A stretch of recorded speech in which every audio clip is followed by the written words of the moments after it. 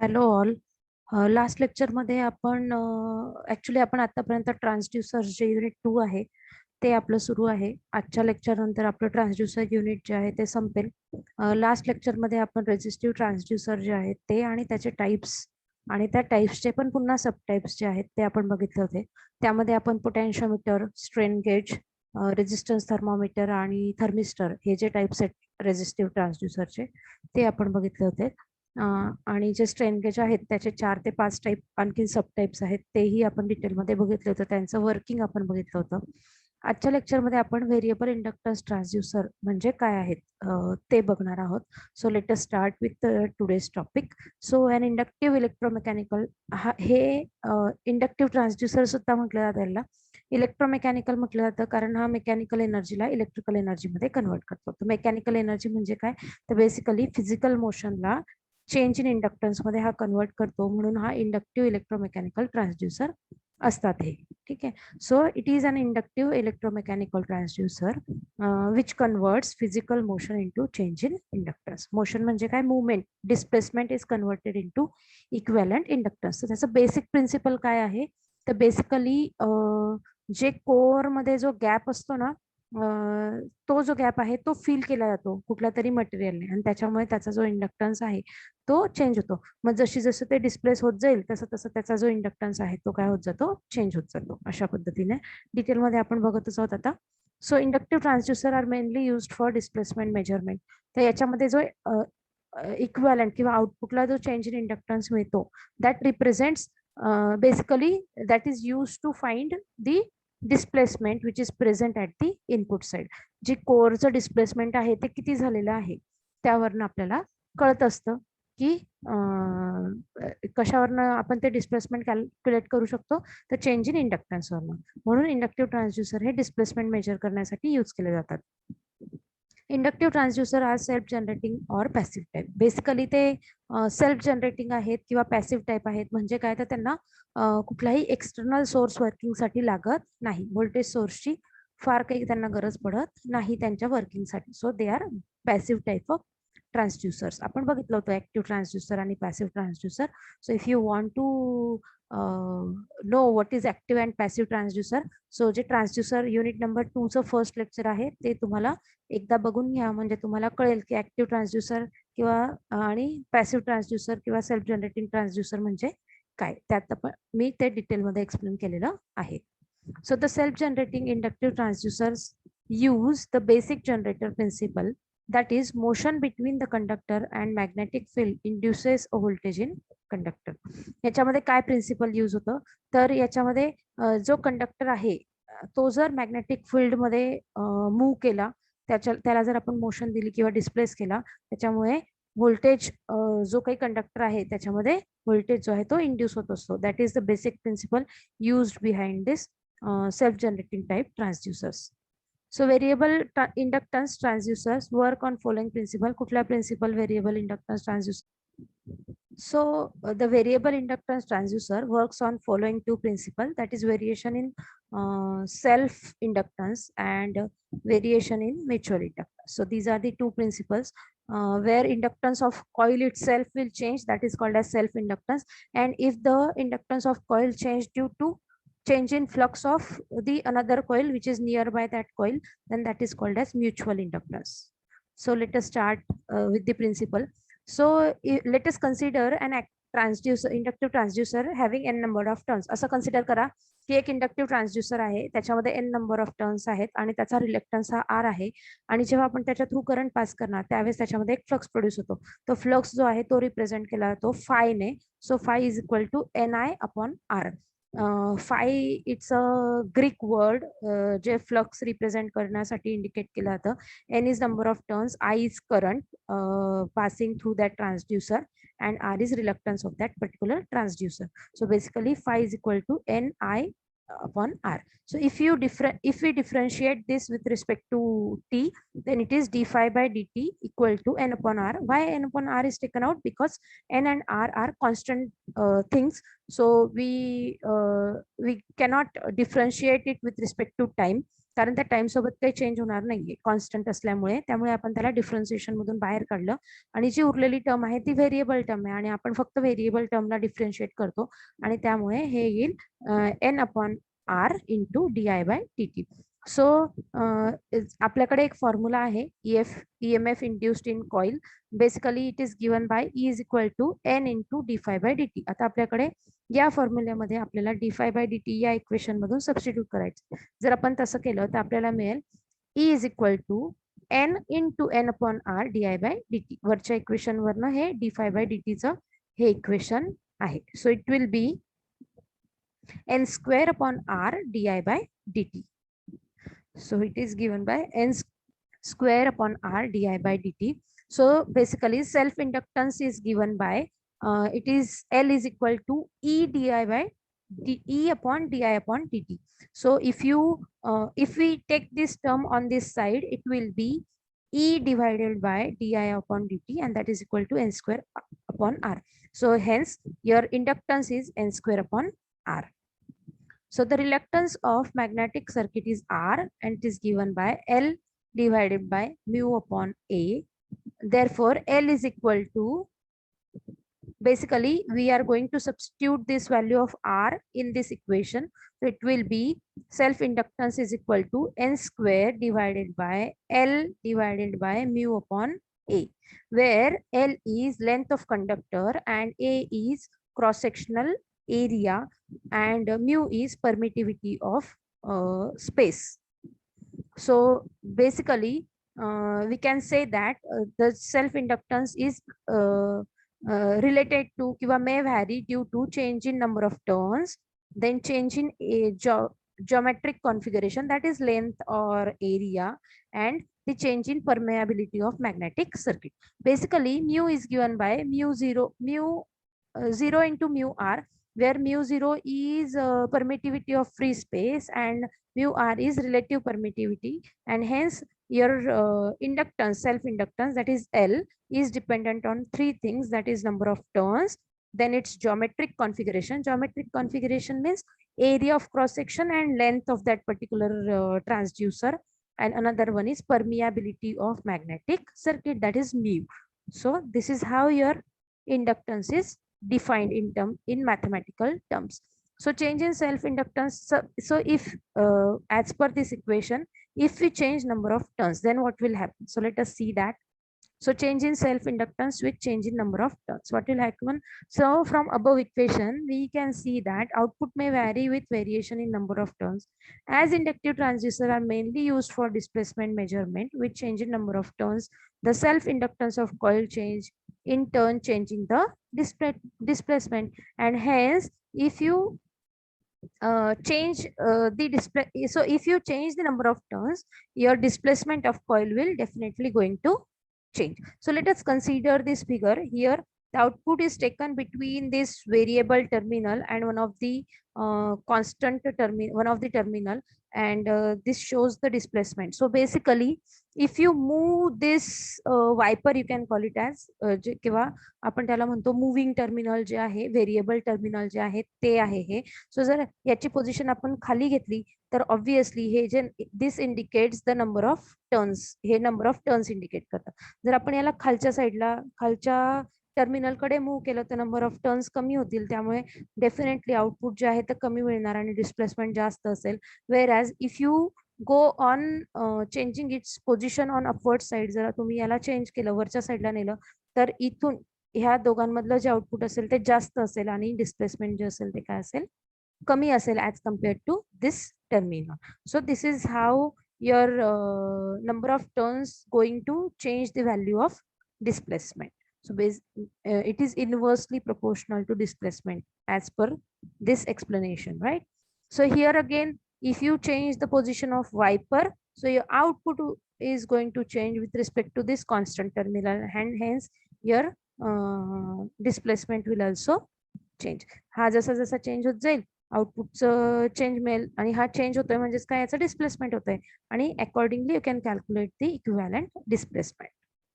So this is your linear displacement transducer, and this is your rotary किंवा angular displacement transducer. Both these are air core transducer. हे दोघं air core ट्रान्सड्युसर्स आहेत. त्याच्यामुळे याच्यामध्ये कुठलंही core साठी मटेरियल यूज केलेलं नाहीये. Air itself is used as A core in this particular. याच्यामध्ये लिनियर मुवमेंट आहे आणि याच्यामध्ये अँग्युलर मुवमेंट आहे. 10 डिग्री 20 डिग्री अशा पद्धतीने हा रोटेट, अशा पद्धतीचं डिस्प्लेसमेंट होतं. त्यामुळे याला अँग्युलर म्हणतात.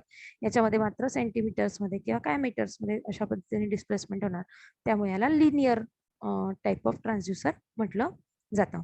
बेसिकली हा एअर कोर आहे आणि खालचा जो आहे तो आयर्न कोर ट्रान्सड्युसर आहे, जो अँग्युलर मुवमेंटसाठी यूज केलेला आहे तो. So an inductive transducer that works on principle of change in self inductance. आता दुसरा जो इफेक्ट होतो तो होतो परमियाबिलिटीचा. तर परमियाबिलिटी चेंज झाल्यामुळे कसा इफेक्ट होतो ते आपण बघणार आहोत आता. So it also changes with change in permeability. How the permeability changes, let us see. Here is the one of the iron core transducer, and this is your iron core whose position is going to vary. याची position change झाली की याच्यामधला जो core आहे त्याची position change होणार and you will get the equivalent output. And this is your ferromagnetic farmer. हा जो बाहेरचं जे आहे ते फेरोमॅग्नेटिक मटेरियलचं बनलेलं आहे. त्याच्यामध्ये कोर जी आहे ती आयर्नची आहे आणि त्याचं डिस्प्लेसमेंट जे आहे ते मागे पुढे मूव्ह होत जाणार अशा पद्धतीने. So here iron core is surrounded by winding. So here iron core is surrounded. This is winding or coil. If the iron core is inside the winding, ही जर याच्यामध्ये गेली, ठीक आहे, then permeability ही जास्त असेल कारण मटेरियल आलं. जर आपण हिला बाहेर काढलं, अजून हिचं जे डिस्प्लेसमेंट आहे ते इकडच्या साईडला केलं आपण, लेफ्ट हँड साइड म्हणू. So if you move this to the left hand side, your output will be reduced. If you move this inside, आतमध्ये नेलं किंवा राईट हँड साईडला मूव्ह केलं या कोरला, आयर्न कोरला, तर याच्यामधलं आउटपुट जे आहे ते वाढणार आहे कारण मटेरियल चेंज झालंय. एअर कोर नाहीये, तो आयर्न कोर आहे. सो आयर्न त्याच्यामध्ये इन्सर्ट झाला की ऑब्व्हियसली तुम्हाला जास्त आउटपुट हे मिळणार आहे. And hence your permeability will change the will either increase or decrease depending on position of this ion, and that is displacement of this ion core, right? So this is how permeability affects the self inductance. So displacement is measured using this transducer.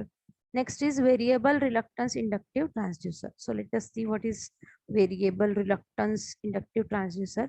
So this is variable reluctance inductive transducer. Here the coil is wound on, हे जे आहे हे ferromagnetic material आहे, याच्या ferromagnetic iron आहे. On this coil is wound. So this coil is wound on the ferromagnetic material. The target and the core are not in direct contact. इथे gap दिसतोय, ठीक आहे. सो हे टार्गेट आहे आणि हे कोर आहे, तर हे दोन्ही पण डायरेक्ट कॉन्टॅक्ट मध्ये नाहीये. They are separated by some media, and that media is air here.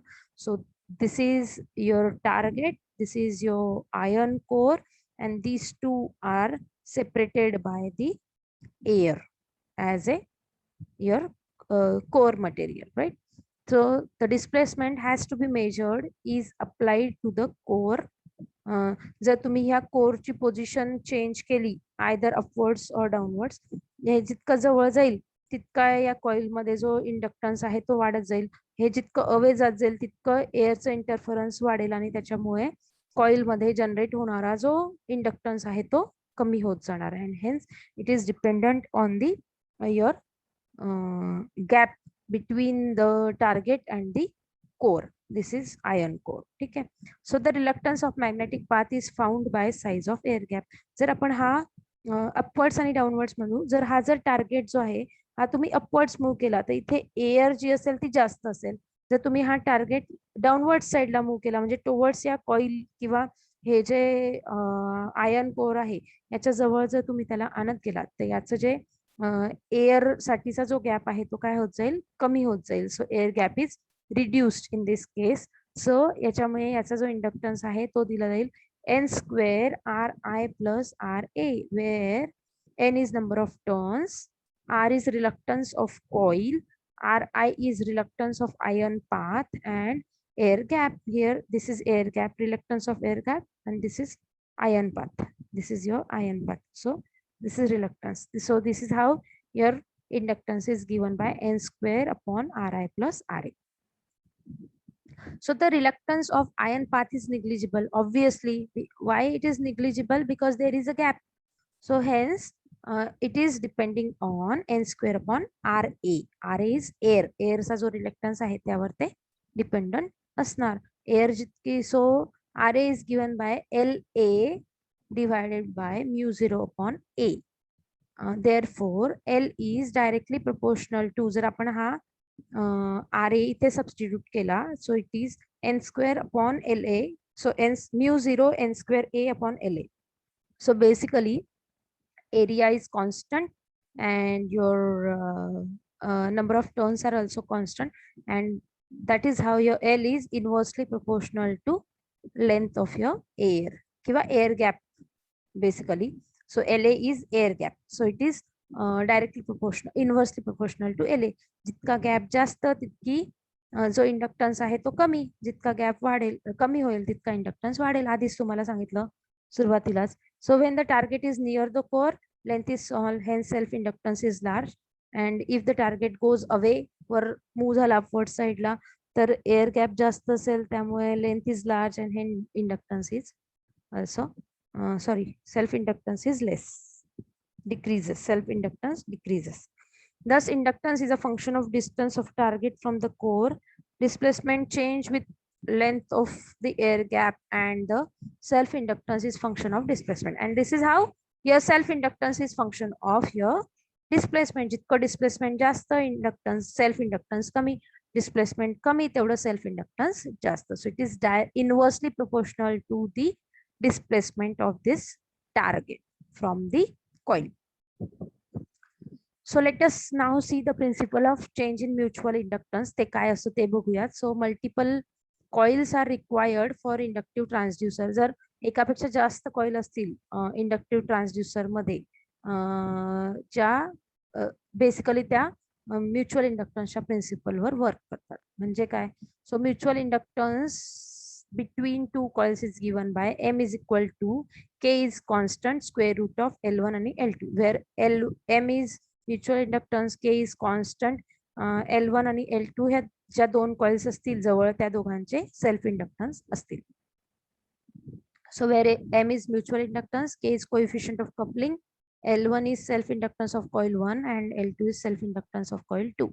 So ह्या दोन कॉइल्स सपोज त्या अशा अटॅच्ड आहेत, तो याचा सेल्फ इंडक्टन्स L1, याचा सेल्फ इंडक्टन्स L2 आणि यांचा म्युच्युअल जो इंडक्टन्स असेल तो M is equal to K square root of L1 upon L1 into L2. So this is your linear type and this is your angular displacement type core. So inductor, right? So इथे पण दोन दिलेला आहे, ठीक आहे. So by varying self inductance or coefficient of coupling, mutual inductance can be varied. जर आपण self inductance किंवा coefficient of coupling change केला तर mutual inductance जो आहे तो vary होणार. So differential output transducers. So usually the change in self inductance delta L for inductive transducer is delta insufficient for detection of stages of an instrument system. फक्त delta L जो आहे self inductance आहे, फक्त त्याच्यावरनं आपण output जे आहे ते डिसाइड करू शकत नाही. So the differential arrangement comprises of a coil that is divided into two parts as shown in figure A and B. ज्या आपण आधी पाहिल्या A and B. This is figure A and this is figure B. अशा पद्धतीने आपण ते calculate करू शकतो. So the response to the displacement, the inductance of one part increases from L to delta L, while inductance of the other part decreases from L to L minus delta L. म्हणजे कसं बघा, या diagram मध्ये जर आपण याला वर shift केला, ठीक आहे, आपण टोटल इंडक्टन्स जो आहे तो L कन्सिडर केला, तर L1 त्या केस मध्ये असेल L1 is equal to L, जर हा वर शिफ्ट केला तर मायनस डेल्टा एल असेल आणि हा असेल L प्लस डेल्टा एल, जितकं डिस्प्लेसमेंट झालं तेवढा L2 असेल. अशा पद्धतीने ते आहे इकडे दिलेलं. ओके, सो अदर पार्टचं जे असेल ते L मायनस डेल्टा एल असेल. The difference of two is measured so to get output to delta L, दोघांचं जे आउटपुट आहे ते डेल्टा एल असेल. जर दोघी ऍड केल्या आपण या फिगर्स, हे दोघं मायनस केले एकमेकांमधनं, so L plus delta L minus L minus delta L will be equal to 2 delta L. So this will increase the sensitivity and minimize the error. जर आपण या दोघांचा डिफरन्स कॅल्क्युलेट केला, त्याच्यामुळे तुम्हाला जे काही आउटपुट मिळेल ते 2 डेल्टा एल असेल, आणि त्याच्यामुळे जे ट्रान्सड्युसर आहे त्याची सेन्सिटिव्हिटी आणि एरर जी आहे ती मिनिमाइज होत असते. सो हे एक्झाम्पल आहे. So here it is inductive transducer that produces differential output. Differential output हा प्रोड्यूस करतो. सो ड्यू टू व्हेरिएशन, जर आपण याच्यामध्ये बघा एक कॉईल खाली आणली तर दुसरी कॉईल वर जाईल, दुसरी कॉईल वर गेली तर पहिली कॉईल खाली येईल, अशा पद्धतीने याचं ऑपरेशन आहे. So this is principle of operation of your output inductive transducer. Last topic from this unit is linear variable differential transducer, that is your LVDT. आधी पण मी तुम्हाला आय थिंक एक्सप्लेन केला आहे अगदी सुरुवातीला, but I think you don't remember. जर तुम्हाला परत बघायचं असेल तर तुम्ही आधीचे जे व्हिडिओज आहेत ते बघू शकता. तसं मी आता हे एक्सप्लेन करतच आहे. An LVDT transducer comprises a coil former onto which 3 coils are wound. एक बेसिकली हा जो ट्रान्सड्युसर आहे त्याच्यामध्ये 3 कॉइल्स वाउंड केलेल्या असतात एका फॉर्मरवर. ठीक आहे. द प्रायमरी इज एक्साइटेड, प्रायमरीला एसी सप्लाय दिलेला असतो, एसी करंट, आणि सेकंडरी ज्या असतात त्या फेराइट कोअरवर वाउंड केलेल्या असतात. इन द सेंट्रल, जी प्रायमरी आहे ती सेंट्रल पोझिशनला आली पाहिजे अशा पद्धतीने त्याच्या सेकंडरीवर जी कॉईल आहे, उरलेल्या 2 कॉइल्स आहेत त्या फेराइट कोअरवर वाउंड केलेल्या असतात.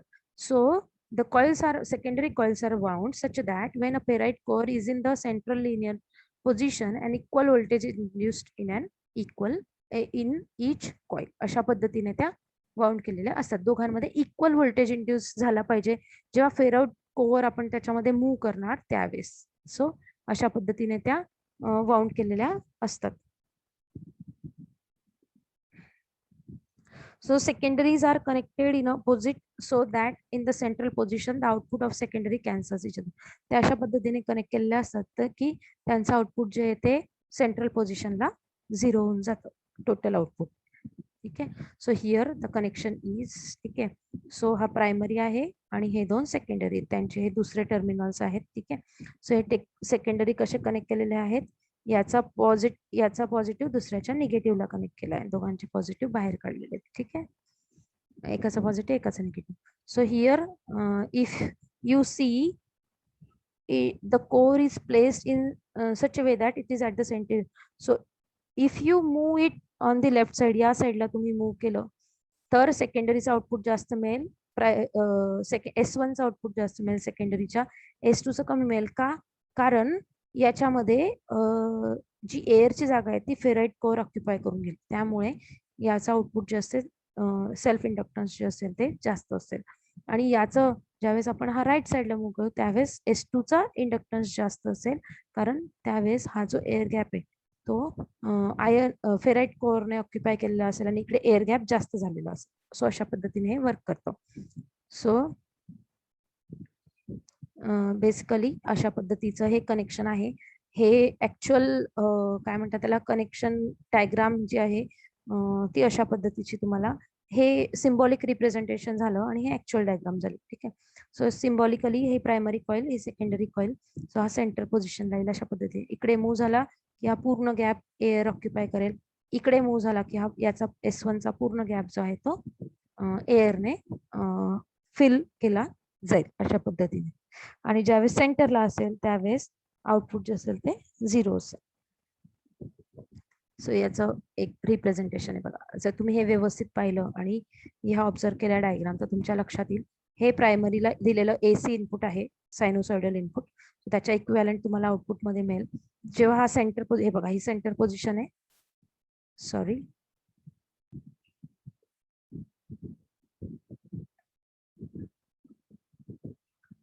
तर ज्यावेळेस व्यवस्थित ऑब्झर्व करा, ज्यावेळेस हा सेंटर पोझिशनला असेल ना त्यावेळेस सेकंडरी +1 आणि 2चं जे आउटपुट आहे ते 0 असेल. ठीक आहे. ज्यावेळेस हा इकडच्या साईडला असेल त्यावेळेस हे ब्ल्यू जे आउटपुट आहे ना ते मॅक्झिमम असेल. ज्यावेळेस हा राईट हँड साईडला असेल त्यावेळेस सेकंडरी 2 किंवा जे ग्रीन आउटपुट आहे ते मॅक्झिमम असेल. ठीक आहे. आणि ज्यावेळेस तो अगदी सेंटरला बघा स्टॉप होत आहे तिथे एका सेकंदासाठी, सो त्यावेळेस आउटपुट जे 0 आहे. ओके. अशा पद्धतीने हा वर्क करतो. So So the excitation is applied to the primary winding and the armature assists the induction of current in secondary coil. याच्यामध्ये एक्सायटेशन अप्लाय केलंय आणि तो सेकंडरी कॉइल मध्ये त्यामुळे इंडक्शन जे आहे ते करंट जे आहे ते येईल. So when the core is exactly at the center of the coil, the flux linked to the both secondary windings will be equal असेल आणि ते जेव्हा ऍड करू, so therefore the output is 0. Due to equal flux linkage, the secondary induced voltage are equal, म्हणजे E01 आणि E02 same आहेत, but they have opposite polarities. दोघांच्या polarities opposite आहे, त्यामुळे ते एकमेकांना कॅन्सल करतील आणि therefore E0 टोटल आउटपुट जे आहे E0 it is 0 and this position is ही जी पोझिशन आहे सेंटरची हिला नल पोझिशन असं म्हटलं तर आता बघा जेव्हा परत येईल तेव्हा स्टॉप होईल तो त्या पोझिशनला. So this is your null position. Okay, so this is the null position in LVDT.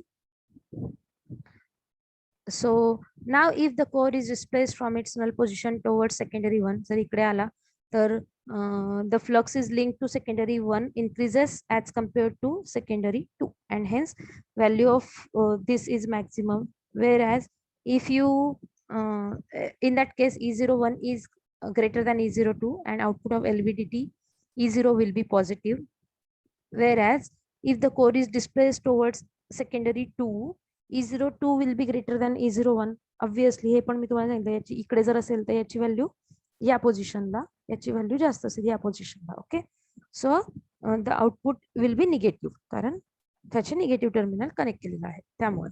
So this is how your LVDT works, that is linear variable differential transducer. So here we end with unit number 2. If you have any questions or queries, you can ask me in comments. So thank you, and let us meet in the next lecture with a new topic, that is your unit number 3, which is sensors. So thank you and see you soon. Bye bye.